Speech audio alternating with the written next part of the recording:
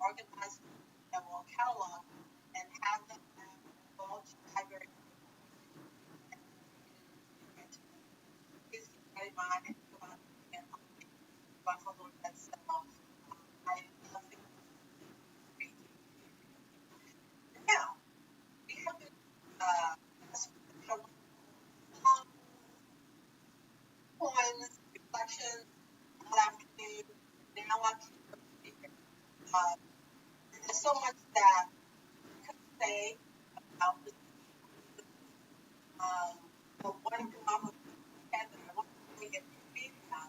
Inside of 3 to 5 minutes, you will recognize that Indonesian India. It's like it's all you really know about. And so, wonderful talk to firsthand. We're going to put his contact information chat. Want to contact them. Um, but I do have to speak a little bit about him. Senior engineer, and so he's probably only having. Also a musician. He was educated in California. Single father. Um, wonderful. He has previously volunteered as a chaplain for Boy Scouts of America. And perhaps he will tell you about past here. He grew up learning about and being aware of to his grandfather was encouraged him to recognize people hear so much about Judah. He moved from California to family. He started IT here in Malawi, and actually this is one of the first providers of wireless. I heard there should tell you just how powerful the mind has. Knows much about IT. Just want to tell you that's the cool lines about the National Foundation and local organizations around the country that have been so passive in the legislation. And I'm going to leave it right there because I believe it's going to tell us a lot about, and I don't want to repeat what he's going to tell you. So this is the national president of the Unity of Service Organization. Thank you. Station. And then, Yeah, yeah, I'm on mute myself. Okay, I'm on mute myself now. Sorry about that. Yes. Okay. Thank you very much. My name is Steve Warren. I'm the president of the National Observance Foundation. And as she said, we're made up of hundreds of local organizations around the country. Been pushing and promoting Juneteenth in America since the founding by the Reverend Ronald B. Myers Sr. MD. Doc, my friend, I got a picture of Doc right here.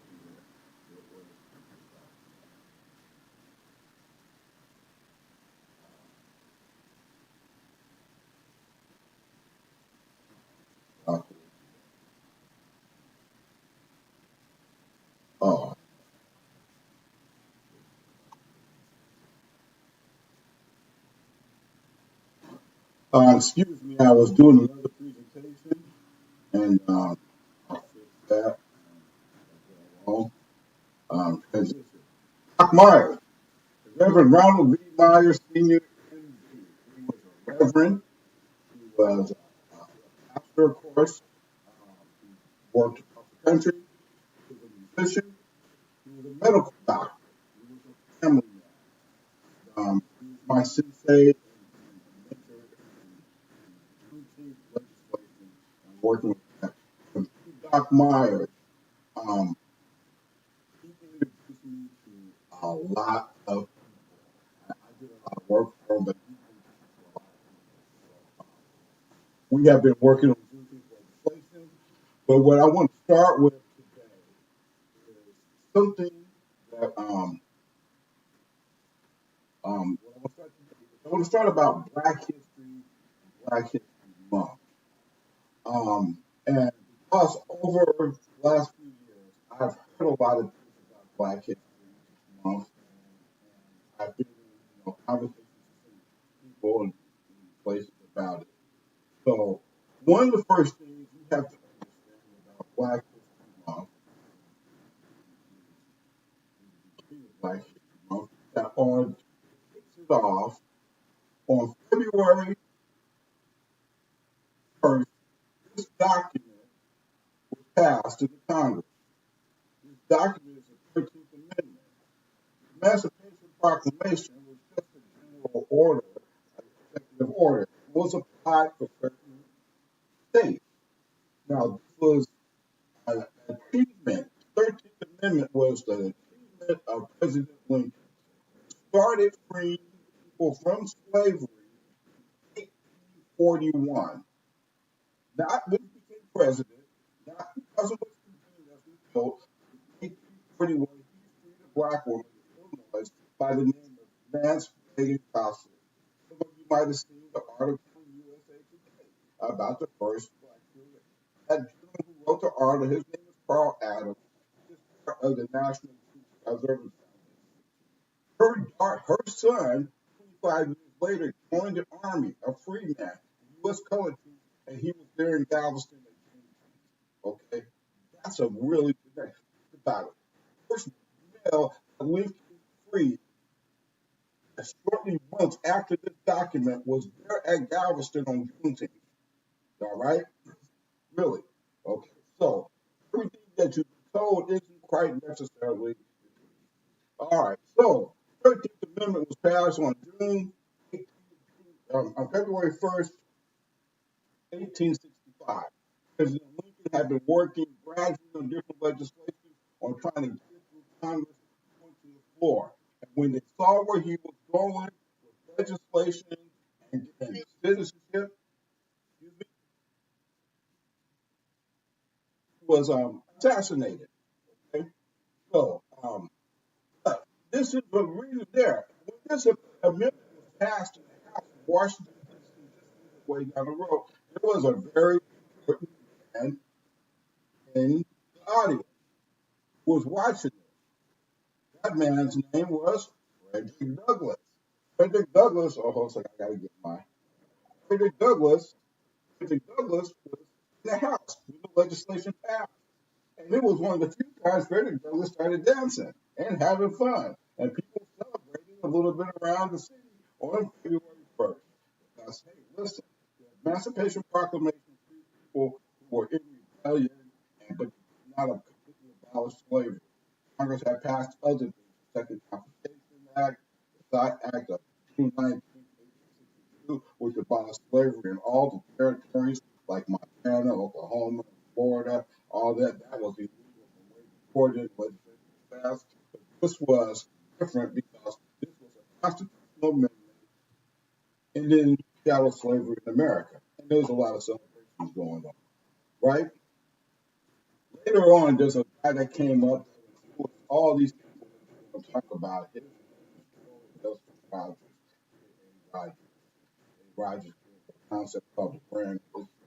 He went around and he studied history. And his books were illegal in America up until 1970. Right? They wouldn't print them, do anything else. They were considered illegal because they talked about our influence around the world. And so he decided to say, understand the depth of the knowledge of our contributions, not just in America, but the rest of the world, the powers that be would have to accept it. So, Carter G. Carter G. Woodson, as she said, spoken, he started the case to focus on a week. And that week happened to deal with Frederick Douglass' birthday, which he didn't know what his birthday was. He just chose February 14th, right, to be his birthday. and certain things happened there, and they had a whole week of celebration, right? And during that week of celebration, in certain places around the country, like Buffalo, New York, the tradition of Juneteenth celebration was also born. The celebration of Juneteenth that spread far beyond Texas long before most of us knew that. It was in Mexico in 1866. They celebrated the Muskogos, which were black people who escaped from slavery in Texas and into Mexico along the southern trail. Most of us don't know about that Underground Railroad that was led by Juan Caballo Forrest back in the 1840s. He defeated America in the slave revolution, ended up moving his people, his tribes known as the Seminoles to Oklahoma, fought with the Choctaw, the Cherokee, and the Creek Indian tribes, and got tired of fighting with them. So he fought America and everybody else to Mexico to save them. And then other black people followed suit. They escaped to Mexico, and that's on the border where slavery is illegal. And that Mexican border and that immigration is key once again in Putin, because the soldiers in Putin weren't going to Texas, they were going to Mexico to get Mexican. Anyway, I want to digress too much. Um, so Carter G. Woodson and his institute developed Black History Week. There's a guy that I'm missing here, and I forgot to put him in here. It's very important. And that Black History Week was dedicated to, learning about our history and different things. The 13th Amendment shouldn't have been forgotten. So there's another guy that came along who was born a slave. He was a hero in World War One. His name was Major Robert Wright. Major Robert Wright said, "We need to honor the 13th Amendment. It's important, right? It's important. It actually ends slavery." I have a picture of Major Wright. He built schools and churches. He did all kind of great things, trying to improve economics for people and to push for Freedom Day. Some of you might remember that Freedom Day, February 1st, right? Now, Freedom Day brought more attention in the month of February. Now, so you've got right now already kind of a tradition building from Freedom Day and to Black History Week, each one alone. And also people are celebrating Juneteenth. And when you're celebrating, talking about that, you have another gentleman.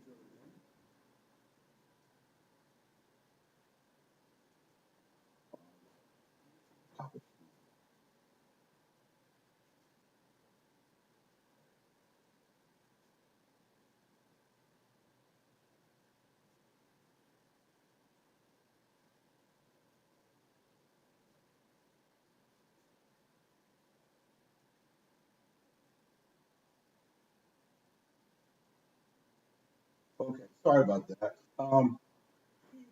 Black History Week was going on, and in the 40s, there was a man growing up, and I can't find his other picture, so I just have to be a little bit aggravated already, right? There's another guy who came up in the 40s, and that's me and him, Senator Obama's chambers in 2002, when he was lobbying for troops. His name Robert Starling Pritchard. Dr. Pritchard um, used to have these huge Juneteenth celebrations in Buffalo, New York in the 40s when he was a kid growing up in Buffalo, New York. Today still has one of the largest Juneteenth celebrations in the country going back 80 years. Okay? Juneteenth was never only always been a Texas thing. Okay? Because the black men that showed up today were from New York and Illinois. They volunteered in the army as U.S. soldiers and they went to freedom. Okay? They didn't get people to freedom. Them brothers got guns and they went and brought the freedom and won the Civil War and saved the Union. Okay? We don't give them enough credit, period. We talk about everybody else. I don't mind Sequoia or Harry or the rest of them. But in the United States military, 250,000 black men, the vast majority of them were free. They didn't have to get in the war. We called them and they went and did it to them. They treated everybody, every single place. You see one of those monuments, a black man in a blue uniform showed up with a gun and said, "Stop." Okay? That's what it was about. And so Picard celebrated Juneteenth a lot there, and he was the first recorded black classical pianist, a professor, a multiple degree doctorate, honorary doctorate here at the Pan American Pan African Institute. Dr. Picard in 1965 said, hey, listen, we're going to have a Juneteenth Life No Phone celebration in commemoration of our people. So we're going to do it in February, not because of February was that, but because of what February is. And I looked at Dr. Picard and I said, okay, what is February? He said, well, February in the Greek means purification. And it's the month and the time when the world is purified. And only through the study of Black history can America be purified from its original sin. I said, oh, he said, February also brings balance. It keeps the time. It keeps the world in synchronization. And with the world being synchronization, and by the understanding and assessing America of the contributions of Black people, how they have made not only to the world and America, but in America and in the world.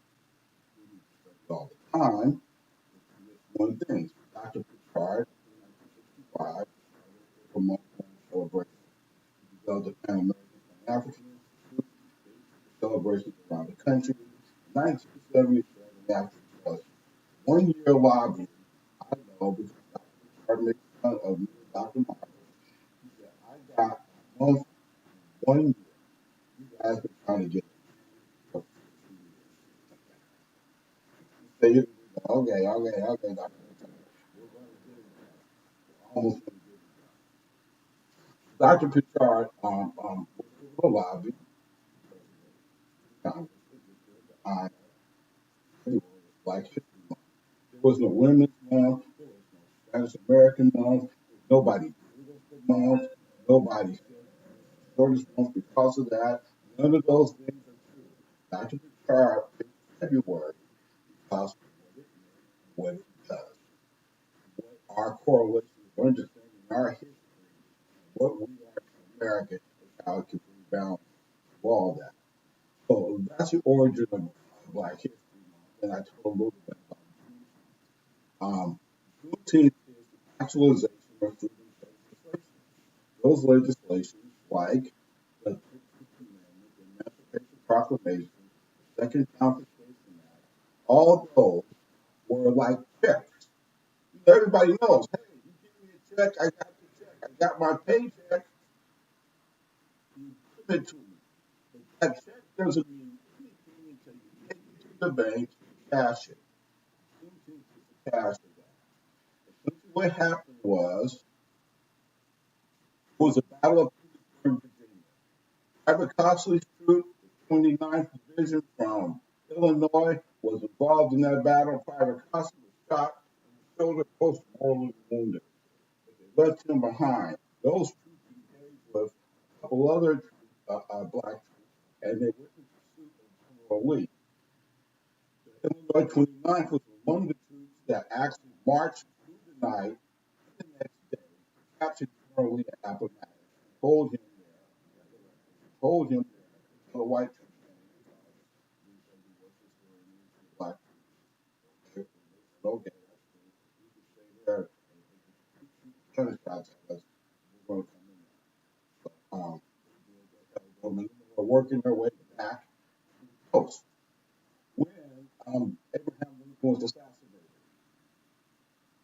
With that all going on, there was a general under the control of Napoleon Bonaparte in Mexico trying to get money out of Mexico because Mexico owed everybody money for the Revolutionary War. And America decided to pay Texas, New Mexico, California, the rest of that for the money that they owed us.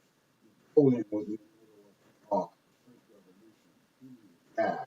He was out of Haiti. He lost the war of the Haitians. He sold us the Louisiana Purchase, which he doesn't have anything to do with slavery or any of that other stuff.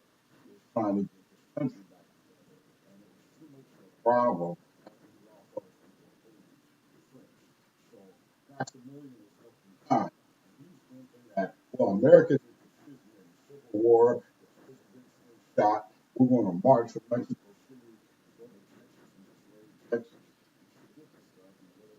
bounty and booty we can get will take us in the back. So, um, Grant called in and said, we need to show a force. We're in a hurry. Who can we send? And the best recommendation was this U.S. colored troop, 29th and 35th Division, that Captain General Lee marching through the night and the next day to catch him and they keep him surrounded. So he said, okay, we're going to send them.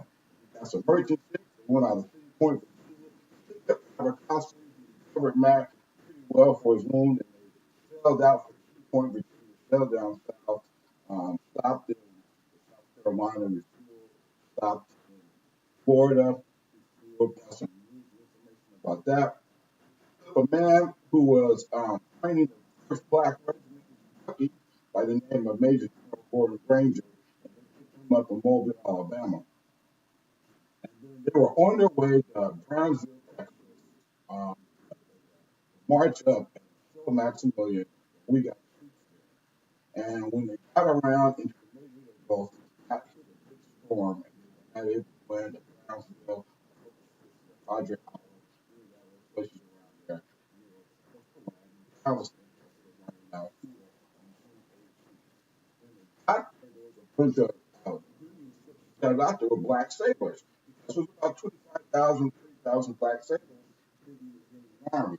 And they said, hey, we haven't been able to go on shore, but they won't let us on shore. So these brothers get off the boat, 4,000 of them on boats, get off the boat at one time in Texas, go see what's going on June 18th. They send a word back to Granger and said, hey, we have a problem here, we need to take care of it. And they told the black people there, you're free. You're free, you're free, you're free. You can believe it because you see me. I got a blue uniform on, U.S. on my chest, and I got guns, and I'm looking at everybody. No, I'm free. And the general's going to come out and tell you. So the next day, the general came out. He said, hey, listen, the United States government did. You guys got to do that. And the third thing on the list was all slaves are free, at equal right, and equal absolute equality. It was the third thing on the list, not the first, not the second, but the third thing on the list, because they were sent there to primarily do that. They were sent to do the show of force, opposition, rebellion, and go back around and work it out. As before, the point of say William and some other people, they really realized we are not from a piece of paper, but some black guns and the United States uniforms. That's the actual basically Juneteenth. As they push that a year later, they finally captured Maximilian and they executed him on June 1866. It's a couple of days before that, the last black people in America, meaning America is the British territories, were free with the treaty of 1866 with the five so-called civilized tribes, which I mentioned before, the Cherokee, the Creek, the Choctaw, the Chickasaw, and the Seminole. They signed a treaty freeing and ending slavery in the territories, which was first signed and entered in 1862. But the strange, interesting thing about that is you'll hear more about Black Wall Street, and that's what educated Senator Langford um, about that, right? That in the treaty of 1862 had elements of the 13th Amendment and included reparations, land, reparations. So those black people freed in Oklahoma, right? Those black people freed in Oklahoma had land and reparations and built towns and created the greatest economy ever known, which culminated in Black Wall Street. They made so much money and they did so well, and when they were flocking to Oklahoma, decided to make Oklahoma a state in 1907. They said, these black people that came in here, they created towns and businesses all on their own. They got an economy, and we got to do something. We got to get in there and control this. So that's what happened. And so that last June directly led to Wall Street. Um, Dr. Robert Strong Picard died in Manassas, Virginia. Okay, he died in Manassas, and he loved being in the D.C. area. So that's something you know. And then when they conflicts before Black Wall Street. My family is from Rennesville, Oklahoma. My great great grandfather built the church. Built the school. My great grandfather built the church. My grandpa built the power station. It was one of the last of that out of the 89 black towns in 13 of them. The scene of this battle outside of the United States for the Civil War. It's the first battle where black men defeated white men, and they were outnumbered. It was the day before the movie Glory, which was by the 54th Massachusetts Regiment. And so I got the chance to explain that to Senator Markey and the important, other important people had. And so when you put all that together, the Juneteenth movement led towards that. And after they had a couple of conflicts, first it was the Red Summer of 1918 when black men in Oklahoma and around the country were fighting because we just got back from World War One and we fight the treaty. And then there was another conflict in 1919. And then in 1921, a young man by the name of Dick Rowland was accused of accosting a young white woman in an elevator. And unlike what was happening in the days with other people, these brothers showed up with guns to the jailhouse and said, "You will not lynch him. You will not lynch this guy or do any of that stuff." Whoops.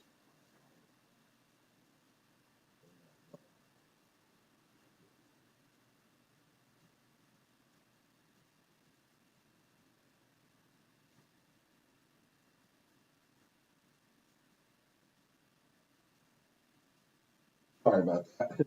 You will not lynch him.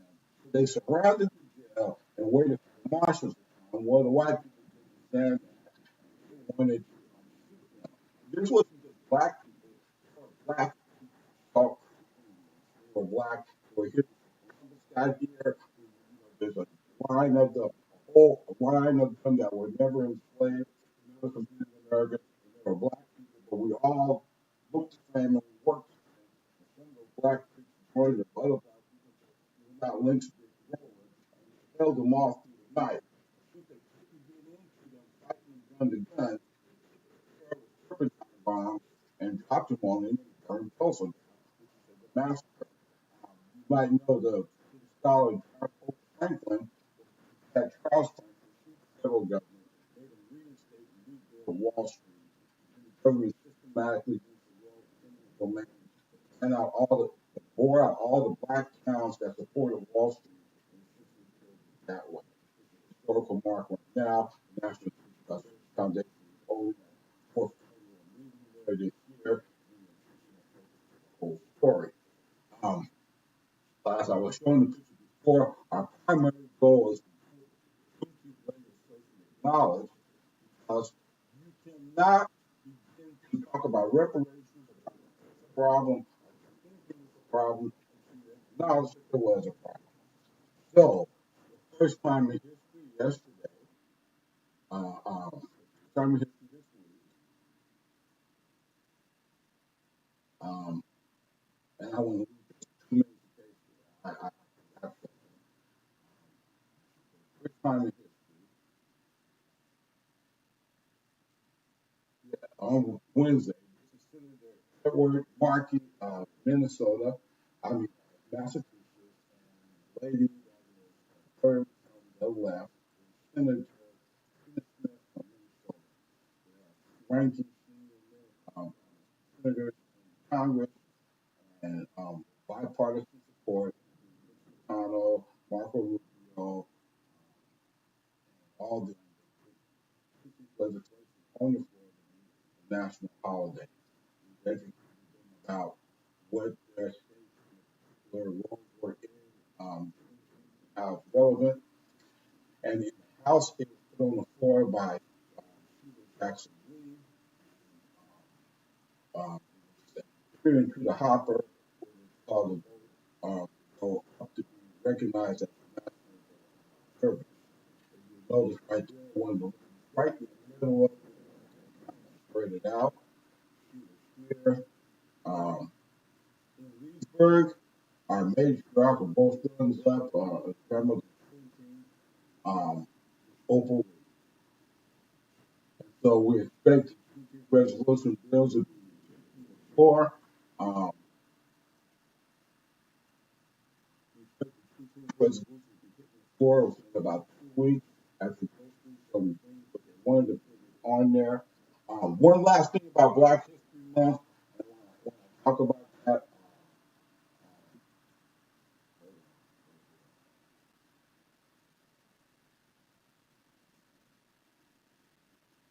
my friend, the Reverend Ronald D. Myers, was born today is his birthday.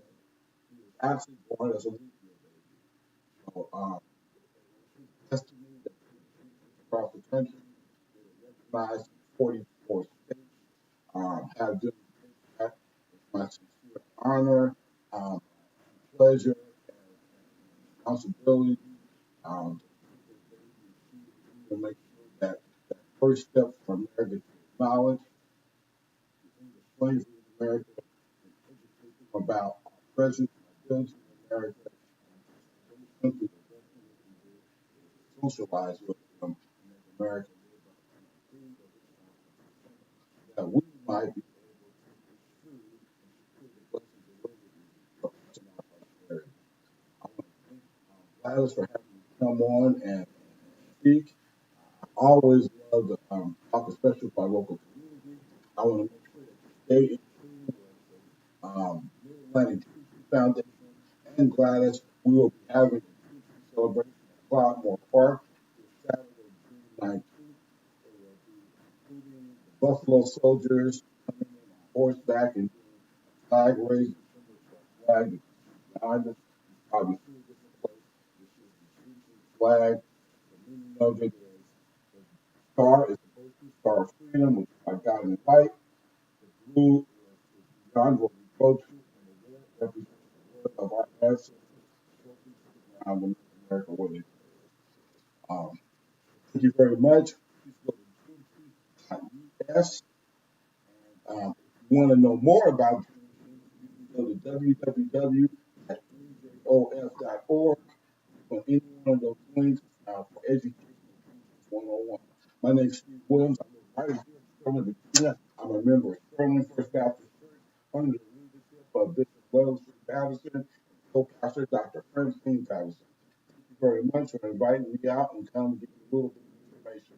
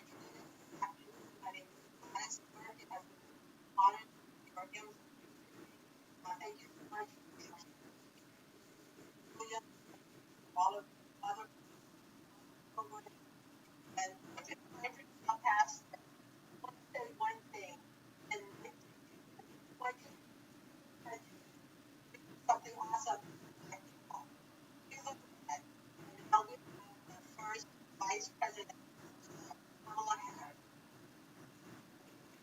Kamala Harris, and what she doesn't follow. This is the one. I pastor, I love some very fantastic, Mount Olive Baptist Church, Reverend George Emma May. Thank you so much. Have a And amen. And so God told me never this will never let you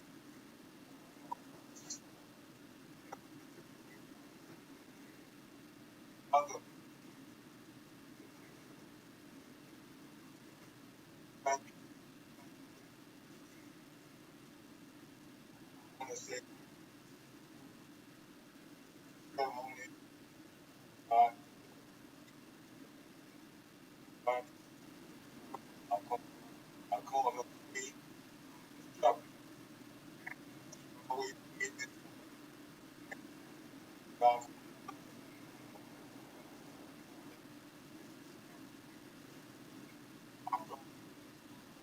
of and God thank you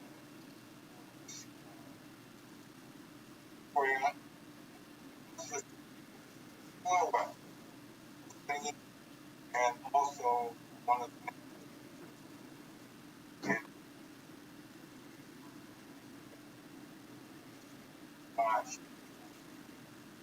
my kid Thomas, that's my kid. And more. I don't know and Brother Alex and my Bella, I want to thank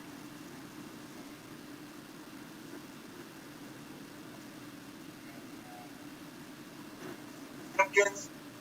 Thank you. So I love you. Yeah, you God believe me. I just God believe me. God teach me. God bless me. So like you, like and others feel. All I get. I'm going to give you my detail. Please touch on your bandwagon.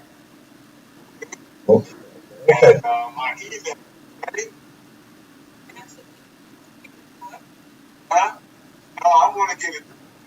Ready? I'm ready. DJV at Verizon.net. DJ at Verizon.net. Okay. When you okay, I got it. Send me your email. Okay? I definitely will. I definitely will. Say that again? I said I definitely will send you my email. That's paid me, right? Yeah. My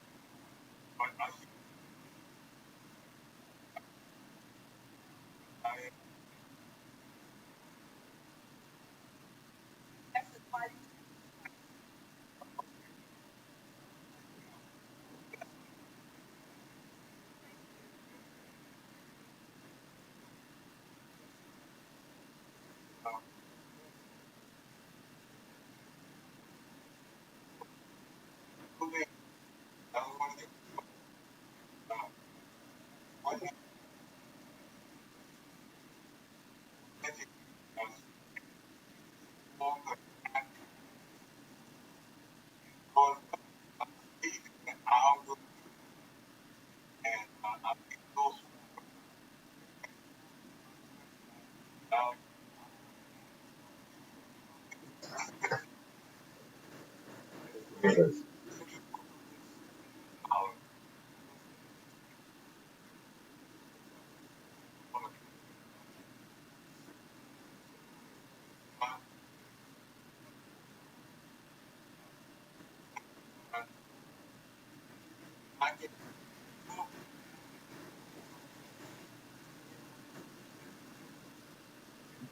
Have everybody in church go to Juneteenth.us to sign Ms. Opal's petition.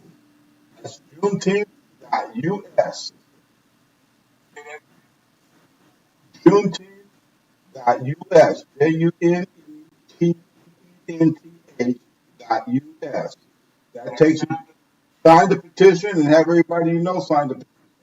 Let Congress know that we're all there. We got 1.6 million, I think, right now. So we're trying to get more. Okay.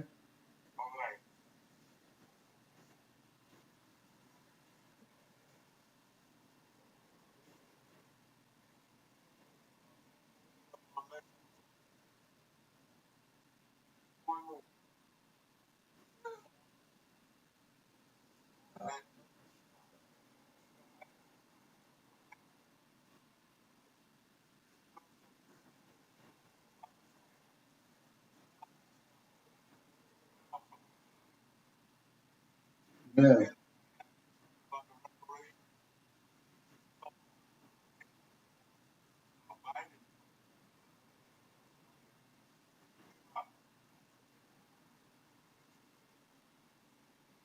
I'm on that commission. They actually called the Juneteenth people in several years ago. So yeah, we're working on there. We said the first thing is first. How to get people now is feeling the mindset. Peter Jackson Lee is also introducing that legislation.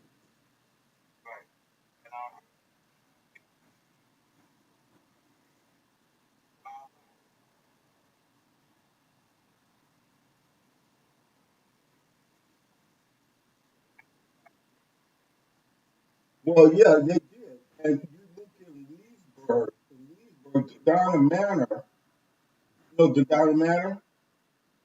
Yeah, so, General, okay, Charles' name is blanking his name right now. That's what they did to Europe after World War II,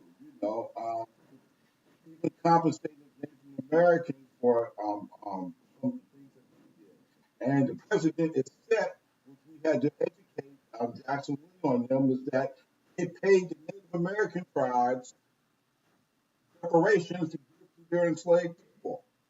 So, this president is set for it. Huh? Oh, yeah, well, they gave them money after the World War II incident. So the amount of money we're talking about, the calculation, there is a number in Congress. Congress has a particular number they have, $673 trillion, based on a number from 1690 to 1866. The amount of labor that was corrected at that time. I know because they gave us some legislation for a 13th Amendment to coin. When you talk to Calvin Pearson, who is founder of Project 1619 down in Portsmouth, Virginia, he has some paperwork, and it shows that the first cargo or the white line was not listed as slaves. So we were not listed as enslaved or being enslaved, but as servants. So actually, slavery, the form of chattel slavery, in America until a little bit after 1690, after a conflict known as Bacon's Rebellion. I don't want to get into it, but that's when it actually started. And so that's the exact number that we had to use to prove to them to calculate. Okay, we say we have 15 people working from this date to this date. This is the number.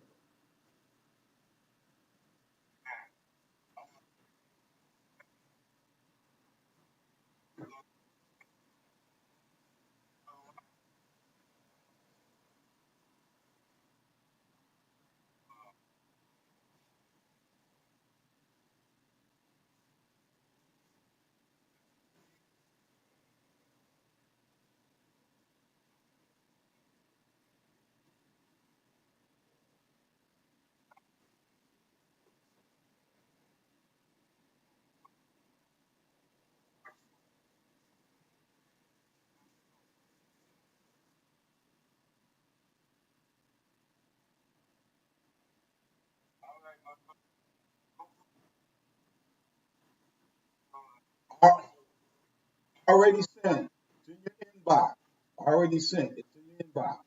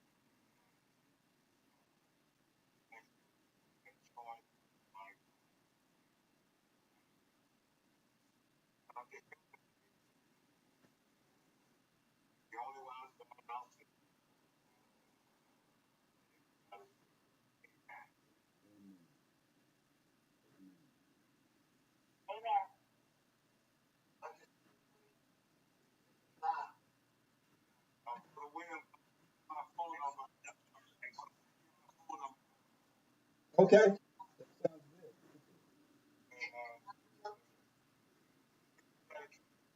Oh yeah, definitely, most definitely. I love to work with churches around the country, especially at home. I spent a lot of time in DC over the last years, but my focus was really on Loudoun County, which is now I'm going to really make the time for it and do what we can to get it done. Okay, so appreciate you guys, appreciate the time, appreciate the introduction.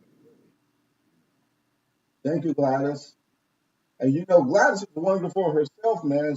got Miss Opal rolling at the top of a hat, man.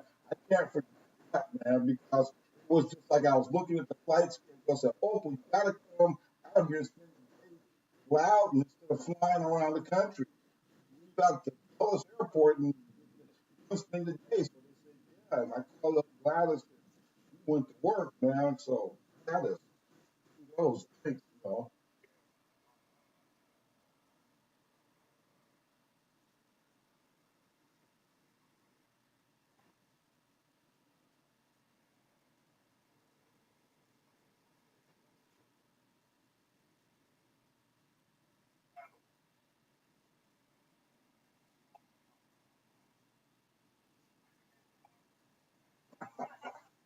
But I had it, you know, it takes a lot. And, you know, I would tell people when they ask me, they say, what does it take? I said, you have to believe in God, right? You got to leave your emotions on the table, put it to the side, right? And number three, you got to remain focused. Okay.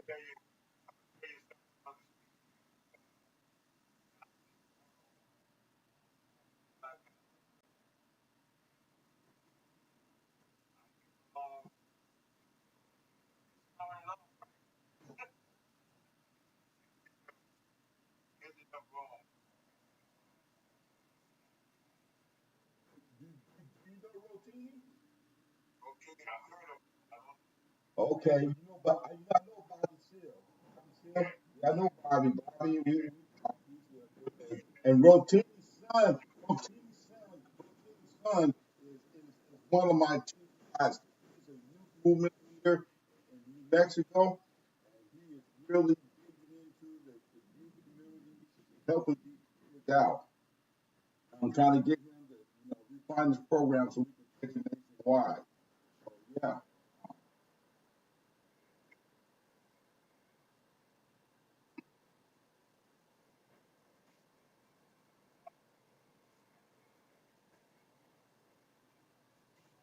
yep. Oh yeah.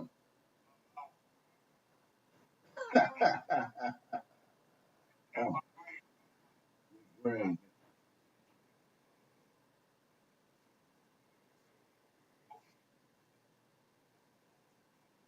Yeah, because you never know who you might have to deal with, who might say what.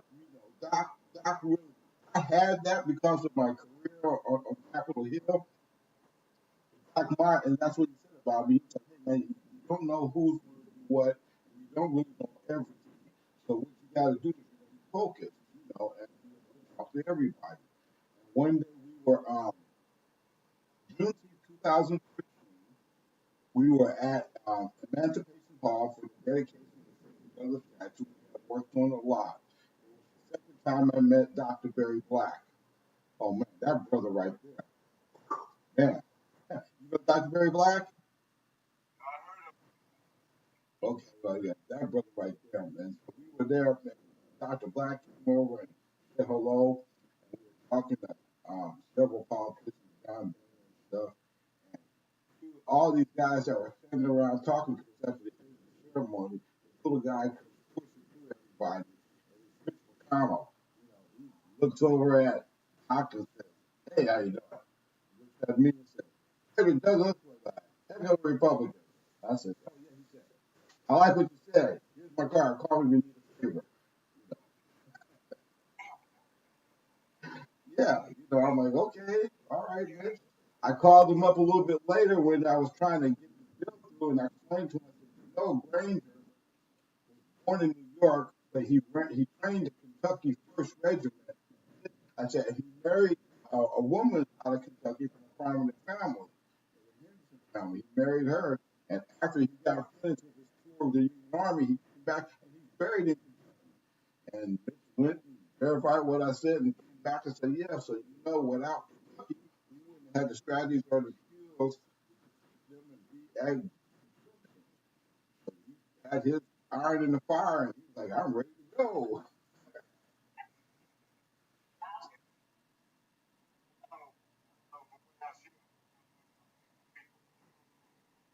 Hey, listen, you gotta leave your emotions at home on the table.